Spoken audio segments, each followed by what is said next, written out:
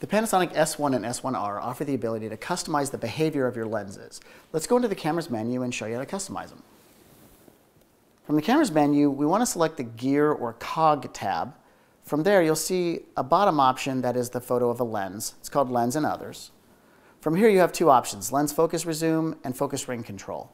Let's first talk about Focus Resume. So the behavior of the lens as it ships is that every time you set the lens, in this case, I'm going to put the background out of focus.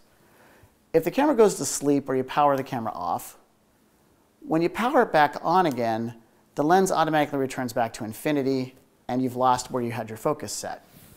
If you don't want that to happen, simply turn Lens Resume on and it will leave the lens the last place you set it. Focus Ring Control. So by default, it's in a non-linear setting, which means the faster you turn the focus ring, the faster it's going to focus back and forth. There's not really any consistency to the behavior. By going to linear, the focus motor will now work the same way every single time. So you can have a very repeatable focus.